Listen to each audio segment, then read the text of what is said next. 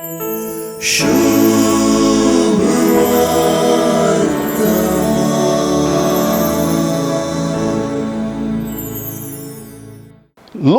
9व्या अध्यायांतच आपणाक सर्गीं घेवचे दीस लागीं पावले म्हणटच जेजून जेरुसलेमाक वचनच म्हणून दृढ मन केलें अशें सांगलेलें आमी वाचलां. जेजू आतां ते वाटेरच आसा आनी जेरुसलेमांत आपणाक कितें घडचें आसा तें तो प्रवादी तरान स्पश्ट करता.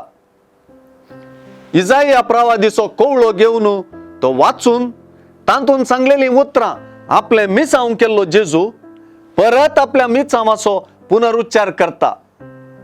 देंवसार सोडयता आनी पिडाशिडा गूण करता म्हणली जेजूची उतरांच हाका साक्ष. हेरोदू तुका जिवेशी मारूंक सोदता म्हणली उतरां जेजूचे अंत्य सुचयतात, तरी जेजूची उतरां आपणाच्या अंत्या विशीं स्पश्टताय दितात. जेजू आपले मिसांव पयले शेवटाक पायतलो. एका प्रवाद्या परी जोगतेपणी तो जेरुसलेमांतच मरण पावतलो आनी तिसऱ्या दिसा जेरुसलेमान तो ताचो शेवट जोडतलो वा पुनर्जीवन जातलो म्हूण जेजू सांगून दिता. आपलो प्रवादी संदेश स्वीकार करूंक इन्कार करच्या जेरुसलेमाचे आनी तांतल्या देवाळाचे अंती जेजू पयलेच सांगून दिता. जेरुसलेम देवान आपल्या मोगाचो संदेश व्यक्त करूंक धाडलेल्या प्रवाद्यांक लगड काडलेलें शार म्हणून नांवाडलें.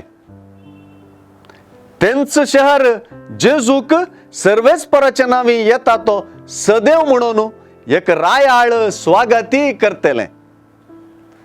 तेंच शहर जेजूच्या कष्टां, मरणां, जिवनपणां आनी सर्गा चडण्याचें शहर म्हणी नांवाडतलें.